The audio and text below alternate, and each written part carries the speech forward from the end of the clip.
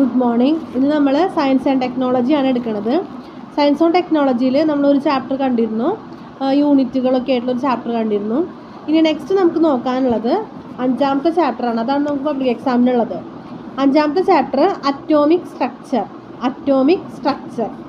നമുക്ക് ആറ്റത്തിനെ കുറിച്ചാണ് ഇതിൽ പറയാനുള്ളത്. ആറ്റത്തിനെ കുറിച്ച് നമ്മൾ കേട്ടിട്ടുണ്ടാവും അല്ലേ? ആറ്റം എന്ന് പറയുന്നത് എന്താണ്? ഏറ്റവും സ്മോളസ്റ്റ് പാർട്ടിക്കിളാണ്. ഏറ്റവും സ്മോളസ്റ്റ് പാർട്ടിക്കിളാണ് എന്ത്?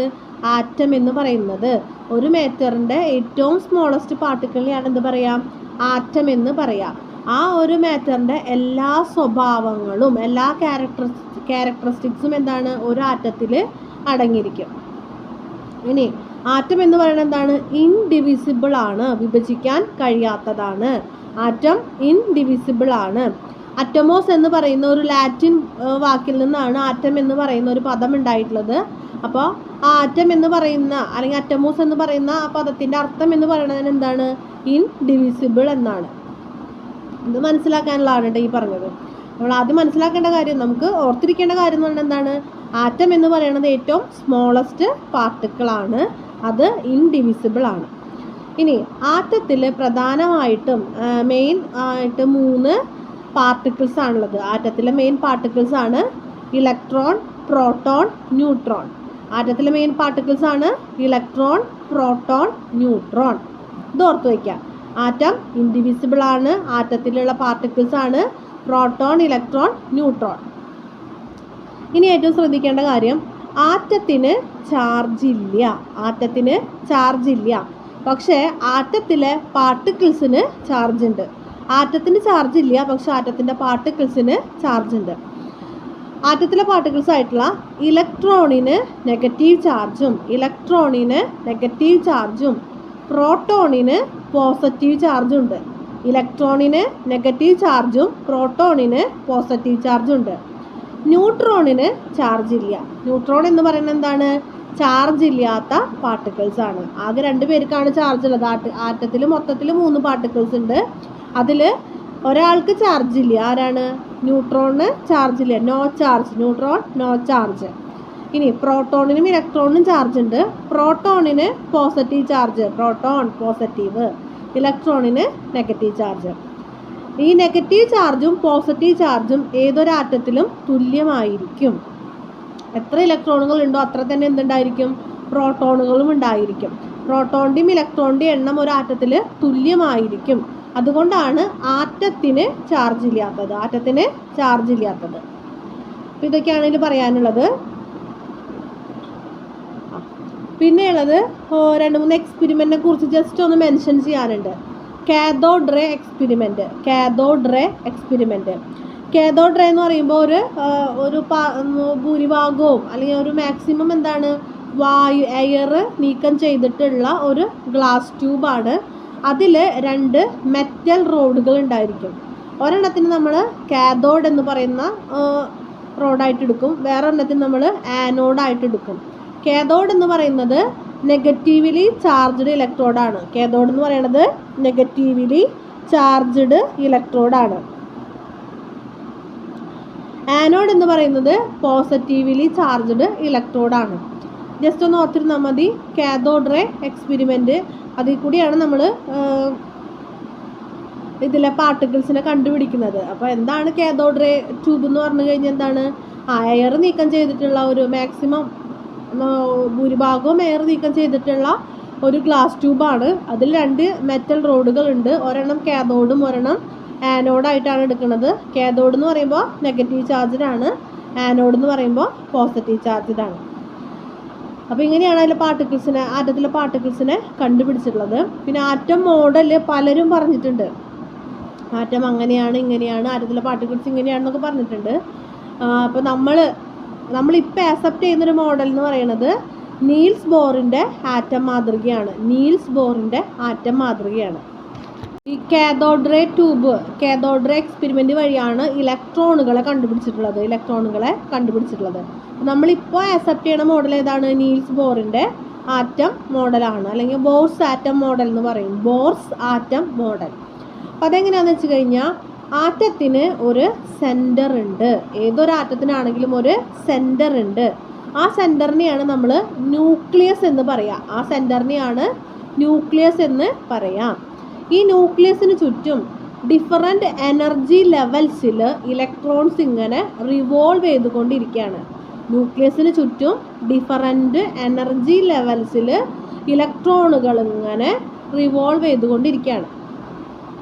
ഈ ഇലക്ട്രോണുകൾക്ക് എനർജീനെ അബ്സോർബ് ചെയ്യാനോ ലിബറേറ്റ് ചെയ്യാനോ പറ്റും. അങ്ങനെ അബ്സോർബ് ചെയ്യുകയും ലിബറേറ്റ് ചെയ്യുകയൊക്കെ ചെയ്തിട്ട് വേറൊരാറ്റത്തിൽ നിന്ന് ഇലക്ട്രോണുകളെ മറ്റൊരാറ്റത്തിലേക്ക് കൂട്ടിച്ചേർക്കുകയോ ഒരാറ്റത്തിലുള്ള ഇലക്ട്രോണുകളെ വേറൊരാറ്റത്തിലേക്ക് കൊടുക്കുകയോ ചെയ്യാനായിട്ട് പറ്റും. ഇനി ന്യൂക്ലിയസിൻ്റെ കാര്യം പറഞ്ഞു. ഒരാറ്റത്തിൻ്റെ ന്യൂക്ലിയസിലാണ് അതിൻ്റെ മാസ് കോൺസെൻട്രേറ്റ് ചെയ്തിരിക്കുന്നത്. ഒരു ആറ്റത്തിൻ്റെ ന്യൂക്ലിയസിലാണ് ആ ആറ്റത്തിൻ്റെ മാസ് കോൺസെൻട്രേറ്റ് ചെയ്തിരിക്കുന്നത്.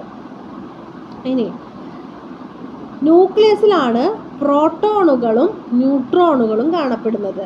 ആറ്റത്തിൻ്റെ ന്യൂക്ലിയസിലാണ് പ്രോട്ടോണുകളും ന്യൂട്രോണുകളും കാണപ്പെടുന്നത്. ആറ്റത്തിൻ്റെ ന്യൂക്ലിയസിലാണ് പ്രോട്ടോണുകളും ന്യൂട്രോണുകളും ഉള്ളത്. ഇലക്ട്രോണുകൾ എവിടെയാണ്? ന്യൂക്ലിയസിന് ചുറ്റുമുള്ള ഡിഫറൻറ്റ് എനർജി ലെവൽസിൽ ഇങ്ങനെ ന്യൂക്ലിയസിനെ റിവോൾവ് ചെയ്തുകൊണ്ടിരിക്കുകയാണ്. ആ ഡിഫറൻറ്റ് എനർജി ലെവൽസിനെയാണ് ഓർബിറ്റ് എന്ന് പറയുക, അല്ലെങ്കിൽ ഷെൽ എന്ന് പറയുക. ഓർബിറ്റ് അല്ലെങ്കിൽ ഷെൽ എന്ന് പറയുന്നത്. അപ്പോൾ നമ്മൾ പ്രോട്ടോണും ന്യൂട്രോണും എവിടെയാണെന്ന് പറഞ്ഞു. എവിടെയാണ്? ന്യൂക്ലിയസിലാണ്. അപ്പോൾ ന്യൂക്ലിയസിലാണ് എന്തുള്ളത്? ആറ്റത്തിൻ്റെ മാസ്, ഭാരം കോൺസെൻട്രേറ്റ് ചെയ്തിട്ടുള്ളത്. ഇനി ആറ്റത്തിനുള്ള രണ്ട് പ്രോപ്പർട്ടീസാണ് അറ്റോമിക് നമ്പറും അറ്റോമിക് മാസും. അറ്റോമിക് നമ്പറും അറ്റോമിക് മാസും. അറ്റോമിക് നമ്പർ എന്ന് പറയുന്നത് Z എന്ന്, ക്യാപിറ്റൽ Z എന്ന് പറയുന്ന ലെറ്റർ കൊണ്ടാണ് ഡിനോട്ട് ചെയ്യണത്. അറ്റോമിക് നമ്പറിനെ ക്യാപിറ്റൽ Z എന്ന് പറയുന്ന ഒരു ലെറ്റർ കൊണ്ടാണ് ഡിനോട്ട് ചെയ്യുന്നത്. ഇനി എന്താണ് അറ്റോമിക് നമ്പർ? ഒരാറ്റത്തിലെ ഇലക്ട്രോണുകളുടെ അല്ലെങ്കിൽ പ്രോട്ടോണുകളുടെ എണ്ണം. ഒരാറ്റത്തിലെ ഇലക്ട്രോണുകളുടെ അല്ലെങ്കിൽ പ്രോട്ടോണുകളുടെ നമ്പർ, അതിനെയാണ് എന്ത് പറയുക? അറ്റോമിക് നമ്പർ എന്ന് പറയുക. Number of protons or number of electrons. എന്താ അങ്ങനെ പറയാനുള്ള കാരണം? ഒരാറ്റത്തിൽ പ്രോട്ടോണുകളുടെയും ഇലക്ട്രോണുകളുടെയും എണ്ണം തുല്യമായിരിക്കും. ഇനി അടുത്ത ടേമാണ് മാസ് നമ്പർ അല്ലെങ്കിൽ അറ്റോമിക് മാസ് എന്ന് പറയുന്നത്.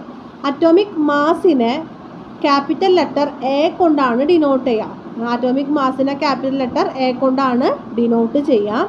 മാസ് നമ്പർ എന്ന് പറയുന്നത് പ്രോട്ടോണുകളുടെയും ന്യൂട്രോണുകളുടെയും ടോട്ടൽ നമ്പർ. ഒരാറ്റത്തിൽ എത്ര പ്രോട്ടോണുകൾ ഉണ്ടോ പ്ലസ് എത്ര ന്യൂട്രോണുകൾ ഉണ്ടോ, sum of number of protons and neutrons, അതിനെയാണ് എന്ത് പറയുന്നത്? മാസ് നമ്പർ അല്ലെങ്കിൽ അറ്റോമിക് മാസ് എന്ന് പറയുന്നത്. അപ്പോൾ നമുക്ക് എന്താണ് നമ്മളോട് പറയാണ് ഒരാറ്റത്തിന് ഇത്ര ഇലക്ട്രോണുകൾ ഉണ്ട്, അതിൻ്റെ മാസ് ഇത്രയാണ്. അപ്പോൾ ന്യൂട്രോണുകളുടെ എണ്ണം ഇലക്ട്രോണുകളുടെ എണ്ണം എത്രയാണെന്ന് ചോദിക്കുകയാണ്. അപ്പോൾ നമ്മളോട് പറഞ്ഞെന്താണ്? ഒരാറ്റത്തിൽ ഇപ്പോൾ ഒരാറ്റത്തിൽ 11 പ്രോട്ടോണുകൾ ഉണ്ടെന്ന് പറഞ്ഞു. എന്നിട്ട് പിന്നെ എന്താണ്? അതിൻ്റെ മാസ് നമ്പർ 23 ഒരാറ്റത്തിൽ 11 പ്രോട്ടോണുകൾ ഉണ്ട്, മാസ് നമ്പർ 23 അങ്ങനെയുണ്ടെങ്കിൽ എന്താണ്? ബാക്കിയുള്ള പാർട്ടിക്കിൾസിൻ്റെ എണ്ണം കണ്ടുപിടിക്കാനായിട്ട്. പ്രോട്ടോണുകളുടെ എണ്ണം 11 കാരണം എന്താണ്? ഇലക്ട്രോണുകളുടെ എണ്ണം 11 ആയിരിക്കും അല്ലേ? പ്രോട്ടോണുകളുടെ എണ്ണം ഇലക്ട്രോണുകളുടെ എണ്ണം തുല്യമായിരിക്കും. ഇനി പ്രോട്ടോണുകളുടെ എണ്ണവും ന്യൂട്രോണുകളുടെ എണ്ണവും കൂടെ കൂടിയതാണ് എന്ത്? Mass number. മാസ് നമ്പർ നമ്മളോട് പറഞ്ഞു 23 അപ്പോൾ 23 നിന്ന് പ്രോട്ടോണുകളുടെ എണ്ണം കുറച്ച് കഴിഞ്ഞാൽ ന്യൂട്രോണുകളുടെ എണ്ണം കിട്ടി, 12 കിട്ടി. അപ്പോൾ ഇങ്ങനത്തെ ഒരു ടൈപ്പ് കണക്ക് മോഡൽ നമ്മളോട് ചോദിക്കാറുണ്ട്. ഇനി നമുക്ക് നോക്കാനൊരു ടേമാണ് ഐസോടോപ്പുകൾ. ഐസോടോപ്പ് എന്ന് പറഞ്ഞു കഴിഞ്ഞാൽ ഒരേ അറ്റോമിക് നമ്പറും ഡിഫറൻറ്റ് മാസ് നമ്പറും. ഒരേ അറ്റോമിക് നമ്പറും ഡിഫറൻറ്റ് മാസ് നമ്പറും ഉള്ള ആറ്റംസ് ആണ് എന്ത്? ഐസോടോപ്പുകൾ. ഫോർ എക്സാമ്പിൾ പറയുകയാണെങ്കിൽ ഹൈഡ്രജൻ്റെ അറ്റോമിക് നമ്പർ 1 ആ 1 അറ്റോമിക് നമ്പർ ഉള്ള 3 ഹൈഡ്രജൻ ഉണ്ട്. അതായത് മാസ് നമ്പർ 1 ഉള്ള ഒരു ഹൈഡ്രജൻ ഉണ്ട്, മാസ് നമ്പർ 2 ഉള്ള ഹൈഡ്രജൻ ഉണ്ട്, മാസ് നമ്പർ 3 ഉള്ള ഹൈഡ്രജൻ ഉണ്ട്. പ്രോട്ടിയം, ഡ്യൂട്ടീരിയം, ട്രിഷ്യം അങ്ങനെയാണ് അതിൻ്റെ പേര്. ആറ്റോമിക് നമ്പർ 1 മാസ് നമ്പർ 1 ഉള്ള ഹൈഡ്രജൻ്റെ പേരാണ് protium. Mass number 2 atomic number 1 ഉള്ള ഹൈഡ്രജൻ്റെ പേരാണ് ഡ്യൂട്ടീരിയം. ഇനി മാസ് നമ്പർ 3 അറ്റോമിക് നമ്പർ 1 ഉള്ള ഹൈഡ്രജൻ്റെ പേരാണ് ട്രിഷ്യം. അപ്പോൾ ഇതുപോലെ കാർബണിനുണ്ട്, അങ്ങനെ ഒരുപാട്. ഫോസ്ഫറസിനൊക്കെ എന്താണ് ഐസോട്ടോപ്പുകൾ ഉണ്ട്. ഐസോട്ടോപ്പ് എന്ന് പറഞ്ഞു കഴിഞ്ഞാൽ ഇത്ര ആലോചിച്ചാൽ മതി, എന്താണ് ഒരേ അറ്റോമിക് നമ്പറും ഡിഫറൻറ്റ് മാസ് നമ്പറും. ഇതാണ് നോക്കാനുള്ളത്. പിന്നെ ഈ ടൈപ്പ് കണക്ക് ചോദിക്കും. പിന്നെ വൺ വേർഡ്സ് ആയിട്ടൊക്കെ നമുക്കിങ്ങനെ പ്രോട്ടോണിൻ്റെ എണ്ണം ചോദിക്കാം, അല്ലെങ്കിൽ പ്രോട്ടോണുകളുടെ ചാർജ് ഏതാണെന്നോ അങ്ങനെയൊക്കെ ചോദിക്കാം. ഇനി നമുക്ക് നോക്കാനുള്ളതാണ് ആൽഫ പാർട്ടിക്കിൾസ്. ആൽഫ പാർട്ടിക്കിൾസ് എന്ന് പറയുന്നത് ഹീലിയം ആറ്റത്തിൽ നിന്നും 2 ഇലക്ട്രോണുകളെ നീക്കം ചെയ്തിട്ടുള്ള ആ ആറ്റം, അതിനെയാണ് എന്ത് പറയുക, ആൽഫ പാർട്ടിക്കിൾസ് എന്ന് പറയുന്നത്. ഹീലിയം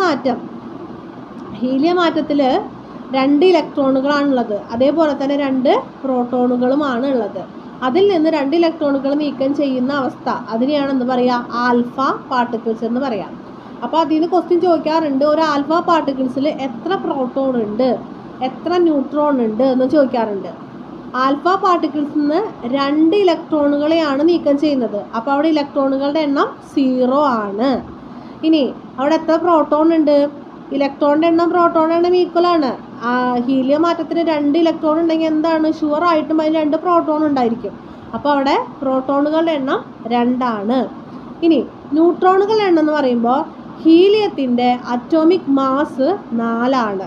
ഹീലിയത്തിൻ്റെ അറ്റോമിക് മാസ് 4 ആണ്. അറ്റോമിക് മാസ് 4 ആയതുകൊണ്ട് തന്നെ എന്ത് ചെയ്യാം, 4-ൽ നിന്ന് പ്രോട്ടോണിൻ്റെ എണ്ണമായിട്ടുള്ള 2 കുറച്ച് കഴിഞ്ഞാൽ എന്തായി, 2 ന്യൂട്രോണുകളായി. അപ്പോൾ ഹീലിയത്തിന് ആൽഫ പാർട്ടികളെ സംബന്ധിച്ചിടത്തോളം ഇലക്ട്രോണുകളുടെ എണ്ണം 0 ആണ്, പ്രോട്ടോണുകളുടെ എണ്ണം 2 ആണ്, ന്യൂട്രോണുകളുടെ എണ്ണവും 2 ആണ്. കാരണം എന്താണ്, അറ്റോമിക് മാസ് 4 ആണ്, അറ്റോമിക് നമ്പർ 2 ആണ്.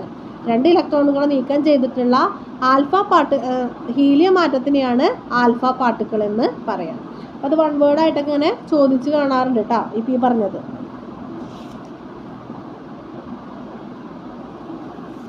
ഇനി നമ്മൾ ഷെല്ലുകളെ കുറിച്ച് പറയാം. ഞാൻ പറഞ്ഞു ന്യൂക്ലിയസിന് ചുറ്റും ഡിഫറെൻറ്റ് എനർജി ലെവൽസുകളിലാണ് ഇലക്ട്രോണുകൾ റിവോൾവ് ചെയ്തുകൊണ്ടിരിക്കുന്നത്. ആ എനർജി ലെവൽസിനെയാണ് എന്ത് പറയുക, നമ്മൾ ഷെല്ല് അല്ലെങ്കിൽ ഓർബിറ്റ് എന്നൊക്കെ പറയുന്നത്. പ്രധാനമായിട്ട് 4 ഷെല്ലുകളാണുള്ളത്.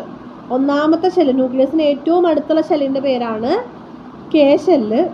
അതിന് പുറത്ത് L, M, N, അങ്ങനെ 4 ഷെല്ലുകളാണുള്ളത്. K, L, M, N എന്ന് പറയുന്ന 4 ഷെല്ലുകളാണുള്ളത്. ഓരോ ഷെല്ലിലും മാക്സിമം എത്ര ഇലക്ട്രോണുകൾ കൊള്ളുമെന്ന് പറയാനായിട്ട് ഒരു ഇക്വേഷൻ ഉണ്ട്, 2n², 2 × small n സ്ക്വയർ. ഈ n എന്ന് പറയുന്നത് എത്രാമത്തെ ഷെല്ലാണെന്നുള്ളതാണ്. ഇപ്പോൾ K ആണ്, Kയിൽ എത്ര ഇലക്ട്രോണുകൾ കൊള്ളുമെന്നാണെങ്കിൽ എന്താണ്, K എന്ന് പറയുന്നത് ഒന്നാമത്തെ ഷെല്ലാണ്, 2 × 1², അപ്പോൾ 2 ഇലക്ട്രോണുകൾ. Lൽ മാക്സിമം എത്ര ഇലക്ട്രോണുകൾ കൊള്ളും, 2 × 2², കാരണം L എന്ന് പറയുന്നത് രണ്ടാമത്തെ ഷെല്ലാണ്. 2 × 2² വരുമ്പോൾ 8 ഇലക്ട്രോണുകൾ, മാക്സിമം 8 ഇലക്ട്രോണുകളാണ് കൊള്ളുക. ഇനി എമ്മിലാണെങ്കിലോ 2 × 3² എം മൂന്നാമത്തെ ഷെല്ലാണ്, അപ്പോൾ 18 ഇലക്ട്രോണുകൾ. എന്നിലാണെങ്കിലോ 2 × 4² നാലാമത്തെ ഷെല്ലാണ് N, അപ്പോൾ എത്ര ഇലക്ട്രോണുകളായി, 32 ഇലക്ട്രോണുകൾ. Kയിൽ മാക്സിമം 2 ഇലക്ട്രോണുകളും, Lൽ 8ഉം എമ്മിൽ 18ഉം Nൽ 32 ഇലക്ട്രോണുകളാണ് മാക്സിമം ഉൾക്കൊള്ളാവുന്നത്. ഇതുപോലെയൊക്കെയാണ് കണക്കെങ്കിൽ കൂടിയും എപ്പോഴും ഒരാറ്റം ശ്രമിക്കുന്നത് അതിൻ്റെ ബാഹ്യത, ഔട്ടർ മോസ്റ്റ് ഷെല്ല് എന്ന് പറയുന്നത് ഒരാറ്റത്തിൻ്റെ ഏറ്റവും പുറത്ത് കാണുന്ന ഷെല്ലിനെയാണ് എന്ത് പറയുക, ഔട്ടർ മോസ്റ്റ് ഷെല്ല് എന്ന് പറയുക. ആ ഔട്ടർ മോസ്റ്റ് ഷെല്ലിൽ മാക്സിമം 8 ഇലക്ട്രോണുകൾ ഉണ്ടാക്കുക. അത് ഇലക്ട്രോണുകൾ എങ്ങനെ വേണമെങ്കിലും, കൂടുതലുള്ള ഇലക്ട്രോണുകളെ കൊടുത്തോ കുറവുള്ള ഇലക്ട്രോണുകളെ വാങ്ങിയോ എങ്ങനെയാണെങ്കിലും എന്താണ്, ഔട്ടർ മോസ്റ്റ് ഷെല്ലിൽ മാക്സിമം 8 ഇലക്ട്രോണുകൾ ഉൾക്കൊള്ളിക്കാനാണ് നമ്മുടെ ശ്രമിക്കുക, ഓരോ ആറ്റവും ശ്രമിക്കുക. ഇപ്പോൾ മൂന്നാമത്തെ ഷെല്ലിൽ 18 ഇലക്ട്രോണുകൾ കൊള്ളുന്നുണ്ട്, 4ലാണെങ്കിൽ 32 കൊള്ളുന്നുണ്ട്. പക്ഷേ അതൊന്നും ഇവിടെ പ്രശ്നമല്ല. ഇവർക്ക് എത്ര വേണ്ടോ, 8 ഇലക്ട്രോണുകളാണ് അവർക്ക് വേണ്ടത്. അത് 8 ഇലക്ട്രോണുകൾ കിട്ടിക്കഴിഞ്ഞാൽ എന്താണ്, ഒരു ആറ്റം സ്റ്റേബിളായി. ആ ഒരു സ്റ്റെബിലിറ്റിക്ക് വേണ്ടിയിട്ടാണ് അവരെപ്പോഴും എന്ത് ചെയ്യുക, ശ്രമിച്ചുകൊണ്ടേയിരിക്കുക. പലതരത്തിലുള്ള കെമിക്കൽ റിയാക്ഷൻസിലൊക്കെ അവർ പങ്കെടുത്തുകൊണ്ടിരിക്കുന്നതിനാണ്, ആ സ്റ്റെബിലിറ്റിക്ക് വേണ്ടിയിട്ടാണ്. അവർക്ക് മാക്സിമം എത്ര ഇലക്ട്രോണുകൾ വേണം, 8 ഇലക്ട്രോണുകളായിട്ട് സ്റ്റേബിളായിട്ട് നിൽക്കാം. ഈ ഒരു നിയമമാണ് എന്ത് ഒക്ടറ്റ് ലോ എന്നറിയപ്പെടുന്നത്. ഒക്ടറ്റ് ലോ എന്ന് പറയുന്നത് ഔട്ടർ മോസ്റ്റ് ഷെല്ലിൽ മാക്സിമം 8 ഇലക്ട്രോണുകളെ കൊണ്ടുവന്നിട്ട് സ്റ്റേബിൾ ആവുക, അതിനെയാണ് ഒക്ടറ്റ് ലോ എന്ന് പറയുന്നത്. വെറുതെ ഓർത്തിരിക്കാം. അപ്പോൾ ആലോചിച്ചാൽ മതി, എന്താണ് 18, 32 ഉണ്ട് കണക്ക്, അത് അത്രയൊക്കെ കൊള്ളാവുന്നതാണ്. പക്ഷെ എന്താണ് അവിടുത്തെ കാര്യം എന്ന് പറയുന്നത്, അവർക്ക് മാക്സിമം 8 ഇലക്ട്രോണുകളെ ആവശ്യമുള്ളൂ. പക്ഷെ കെ ഷെല്ലിൽ 8 കൊള്ളില്ല, മാക്സിമം 2 കൊള്ളുള്ളൂ. അപ്പോൾ അവിടെ വേറെ പ്രശ്നമൊന്നുമില്ല, 2 തന്നെയാണ്. എല്ലിലും 8 തന്നെയാണ്. എമ്മും എന്നിൻ്റെയും കാര്യമാണ് പറഞ്ഞത്. അവിടെയൊക്കെ മാക്സിമം 18, 32 കൊള്ളും. പക്ഷെ അത്രയൊന്നും അവിടെ ഇടാറില്ല. അവിടെ എന്താ ചെയ്യുള്ളൂ, മാക്സിമം 8 ഇലക്ട്രോണുകൾ മാത്രമാണ് അവരവിടെ കീപ്പ് ചെയ്യുള്ളൂ. അത് കഴിഞ്ഞിട്ട് വരുന്നവരെന്താണ്, ഇപ്പോൾ എമ്മിൽ 8 ഇലക്ട്രോണുകളായി, അപ്പോൾ ബാക്കിയുള്ള 2 അപ്പുറത്തേക്ക് കൊടുക്കും. ഇങ്ങനെയാണ് വരുന്നത്.